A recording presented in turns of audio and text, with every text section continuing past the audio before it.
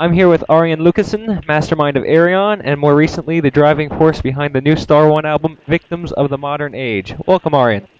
Hi there. Victims sees the return of the original Star One vocalists, and while some elements remain the same, it seems that a lot of the poppier sections of the first album have been replaced by a lot darker and heavier sections. Is that a reflection of the lyrical themes of the album, or just what you wanted to do musically? It's the other way around, really. I always write the music first, and then I let the music inspire me to come up with lyrics, or in this come up with movies. So now it's the whole album is more a reaction to the album before this, which was a Guild Machine. It was a very atmospheric album, very quiet album, very profound, deep album. And I really felt like rocking out again, making an in-your-face album. And a heavy album, based on guitar riffs. And as I was writing it, it got darker and heavier. And that inspired me to base the songs on darker movies like dystopian movies and post-apocalyptic movies. And at the same time, how the music was a reflection of the Guilt Machine album and changing from that, whereas the Guilt Machine album was very personal and dealt with a lot of subjects close to the heart. It was kind of different for the Star One album to take on the sci-fi realm again. Oh yeah, very different, very different.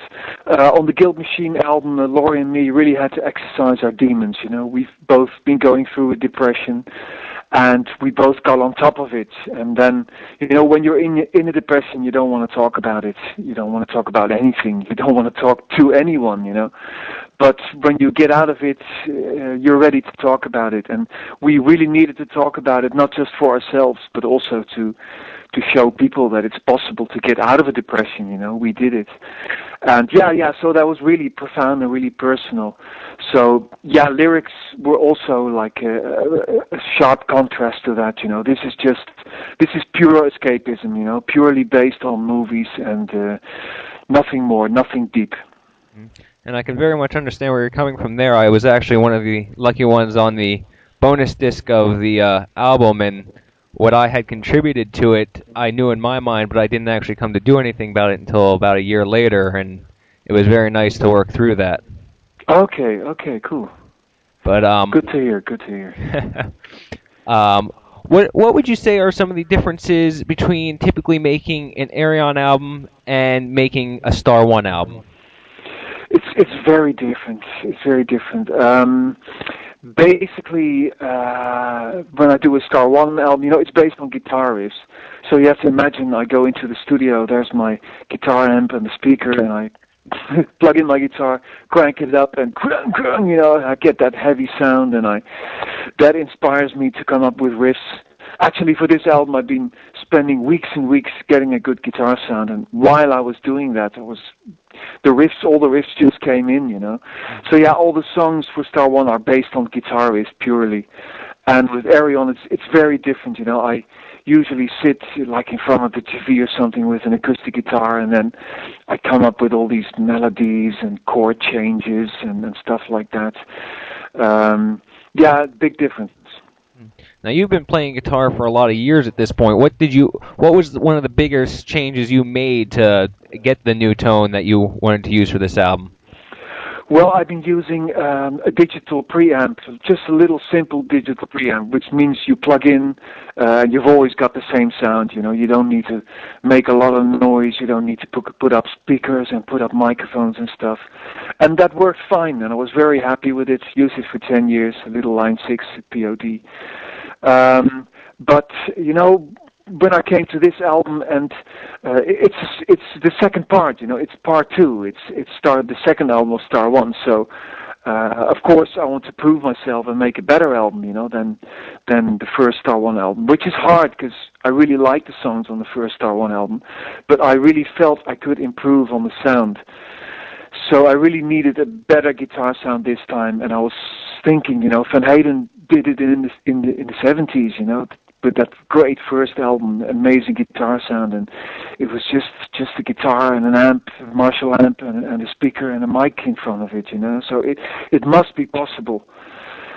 So I wanted to make like a mix between the 70s sound like Van Halen, and a very modern sound, for instance, the sound of Rammstein. I like very cold and very aggressive industrial sound. I also like that. So I wanted to make a mix between those two. So yeah, I tried out a lot of preamps. I tried out a lot of amps, a lot of speakers, and a lot of microphones again. And I found out that it's really complicated to get a good sound. You really need like a lot of, for instance, a lot of microphones and the right speaker and the right amp and the right this and the right that to actually get a better sound than I got with the PAOD. But in the end, it's all worth it.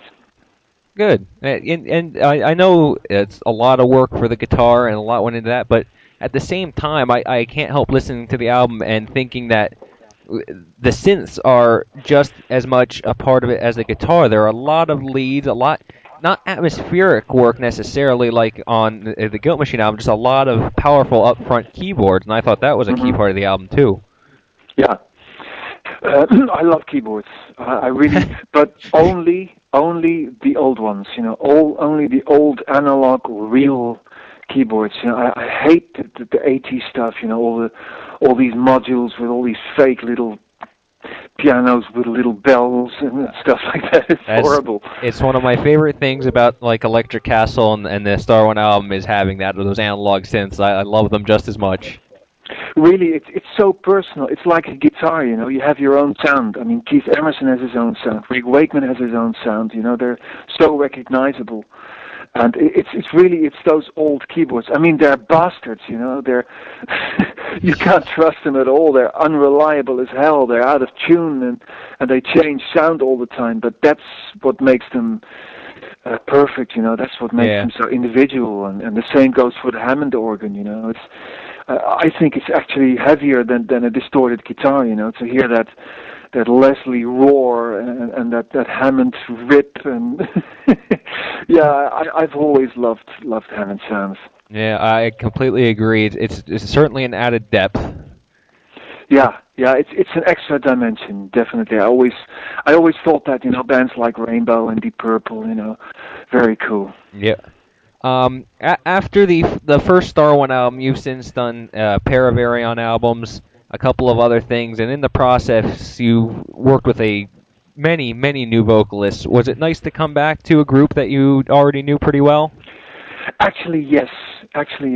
Because I always said I want to work with different vocalists all the time, And when I decided to do this second Star One album, I was like, yeah, like I said before, part 2, I don't know, maybe I can't get it as good as on the first Star One album, so maybe I should work with different singers. But then I was thinking about these 4 singers, and I was thinking like, yeah, I can't replace these guys, they're the best. I mean, how do you replace Russell Allen? This guy's the best in the world. There's no way I can find someone to replace him. And Damien is so unique, no one has a voice like his, and Floor is so powerful and so versatile, and you got Dan with this big low voice. And, these 4 different voices are so different from each other. They just complement each other, and it allows me to build up the song, with these 4 secret weapons, as I call them. Well, now, along with them, you did get to work with 3 new vocalists on the bonus disc. Did they come to you, or did you find these guys on that? 2 of the guys came to me, because I had about 13, 14 songs for the album, which is too much, So I thought, well, let's put 8 songs on one album and put the other songs on another album. The songs that they're slightly different, The songs on the first album are all quite heavy and bombastic, and the other 5 songs are a bit different. And I thought, well, it would be cool, of course, to work with people that I've always wanted to work with but never had the chance to yet. 2 singers came to me. Actually, Rodney is the guy who repairs my computer. And once he left his little CD here, and I was like, yeah, sure, I get so many CDs, and it's always like, yeah, cool, I worked with Johan Lon and Russell Allen and Bruce Dickinson, Yeah. Who are you? But this guy actually listened to it, and he was great, he was fantastic and powerful and a really nice guy, and So yeah, he really helped me out on this album by singing the guide vocals for Russell Allen. So he sang a song on the bonus disc. And then there's Mike Anderson. He's a guy who's been we've been emailing like for years now, and I think I was at a Prog festival somewhere in Holland, and he played there, and he came to me, which is funny, you know, because I'm like extremely tall, and he was this little guy, and so I bent down, and no, but he's a really nice guy, and this gave me a chance to work with him, and he's a very powerful singer, big talent. And then, of course, there's Black Sabbath's Tony Martin, and I've always been a big fan of this guy. I mean, it's not easy to follow up Ozzy Osbourne and Bonnie James Dio, you know. No, that's certainly not. But this guy did it. He's in my top 10 of favorite singers of all time. You know, albums like Tur and Headless Cross and The Eternal Idol. I mean, they're fantastic, and I wanted to work with him before on Ayreon back in '97, I think it was. But he was way too expensive back then, unfortunately. Yeah. So this time I met him on Facebook. I saw his little picture and I sent him a friend request saying, "Hey man, we kind of got off on the wrong foot 15 years ago. I'd still like to work with you. What do you think?" And he said, "Well, send me the song," and I wrote a song really for him, you know. Yeah. And luckily he loved it. He heard it. He said, "Yeah, this is for me, and this is fantastic, and I want to do it, you know, no matter what, and I want to help write the lyrics and stuff." So yeah, I got one of my favorite voices on my album, and he did a great job. Good, and it says a lot in that Facebook and things like that. You can connect with people you've wanted to work with, and we can all connect with you. And you are so very good at listening to CDs and talking to fans, and it's nice to have that interaction with an artist. It's the same here, you know. It goes two ways. It's great for me to have the interaction with my listeners, you know, to hear what they're thinking and to have contact with them, you know, because I don't play live anymore. So Yeah. so this is a great way for me to stay in contact, and no, I love it. I really spent like 4 hours a day answering stuff, and it's one of the positive sides of the internet, definitely. Good. Well, we were talking about vocalists before, and I just wanted to see. I know you've heard about the passing of Steve Lee, which Yes. is obviously very sad. Do you have any thoughts on what it was like to work with him on 01? Well, we go back a long way, actually. With my band Vengeance, we played in Italy, and he was supporting us with his band, and he was actually still a drummer back then. That was in 80 something, 87 or something. And they gave me a demo, and he sang one of the songs, and I heard it, and I was like, "Oh my God, this guy is great!" And then we lost our singer back in '89, and of course I wanted him to sing in my band, so he came to my place in Holland, and he stayed here for a couple of days, and we've been working on songs. But eventually it didn't work out, and he made his own band, Godheart, and we stayed in touch ever since then. And then for the last Ayreon album 01, I asked him to sing on it, and he was like, "Yeah, sure, man." So he came to my place again, and he is damn, yeah, I still can't believe that he's gone, you know. Mm-hmm. But he was such a nice guy, and I still remember his manager told me, you're only allowed to do 4 songs with him. And when he was here, you know, I told Steve, and we were singing those 4 songs, and we had them nailed down within a couple of hours. And he was like, "Hey man, any more you want me to do?" "Yeah, but your manager." And he said, "Well, fuck the manager," you know. And so eventually he sang on 8 tracks of the album, and I remember we started like at 10 o'clock in the morning, you know, and he was there, you know, he was there, and the voice was there, and just such a nice guy and such a gentleman, and we've been in contact ever since. And when a friend emailed me and said, like, "This happened to Steve," it was like, nah. And at first I didn't believe it because he had an accident like a couple of months before that, and we mailed, I immediately mailed him like, hey man, what happened? And he was like, no, I have a guardian angel. But unfortunately she wasn't there, and yeah, that really hit me. That's a horrible thing. Yeah, so in hindsight, you got to work with him. We all, well, a lot of people who had never heard Got Hard got to hear his wonderful voice, in part thanks to you, and his memory will live on in his music. Definitely. Oh yes, oh yes. Now, one of the other guests on the album is Gary Warkamp, who did the guitar solos, and I've been lucky enough to talk with Gary quite a few times now. And one thing that often comes up between us is our love of your work. Yeah. And Gary's not just on your albums; he's a I can say a genuine fan of your work. And I know he brought his band Shadow Gallery with him to Europe on their historic first tour, and I understand you actually got to see that show. Of course, it was a legendary show. It was the first time they played. I think it was their third show ever or something, and then the first time they played in Europe. And I met Gary before. I only met him once before when I did some promotion and some interviews in New York. And we've been mailing for years now, and our mails are so funny. And it's all bullshit we're writing, it's all like funny stuff, and it's like pages and pages of funny stuff. We've been thinking of one day maybe releasing it as a book, and people will people will really like it. Probably they won't stop laughing if they read it. And anyway, yeah, I went to the show, and unfortunately the sound was really bad. The sound man was really bad, but everything was there. The talent was there, and they were having fun on stage, and it was really a magic moment. You could see the audience really going for it, and hands in the air, and it was a magic show, definitely. Good. And what were your reactions to his guitar solos on the record? Well, of course, we worked before many times now. He played solos on the first thing he did. I think he played solos on my Ayreon album, Flight of the Migrator. He played a solo on this track called Through the Wormhole, which was this amazing solo.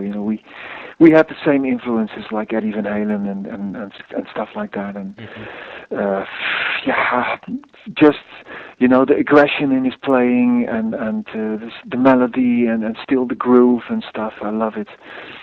And then he played on the first Star One album, of course. So he was an obvious choice for this album, and I think he had to play 5 solos, and I just liked all of them. It was. He said like, yeah, please tell me, if you want stuff to change or something. But I was like, no, this is what it needs, and this is what I like. So yeah, very happy once again. Good. Now, something a big personal interest of mine. When you re-released Actual Fantasy, it contained a 5.1 mix of the album, and since then we haven't seen any 5.1 mixes. Is there a chance that the new Star One or any previous work will be re-released at some point with that? Well, the thing is, I redid the whole Actual Fantasy thing because the first album was with the drum computer. I hated that. So I thought, well, let's. And also, Actual Fantasy is by far my least selling album. Somehow people will not buy it. I don't know what it is. They don't want to buy it. So I thought, well, maybe it's the sound, maybe it's a drum computer. So I redid the whole thing. I made a 5.1 mix of it, and I'm really, really proud of that 5.1. It was such fun to do that, and the perfect album to do that, with all the spacey bleeps and all the weird voices coming from all sides, And yeah, I spent a lot of time and a lot of money on redoing that album, doing the 5.1. But still, the damn album won't sell.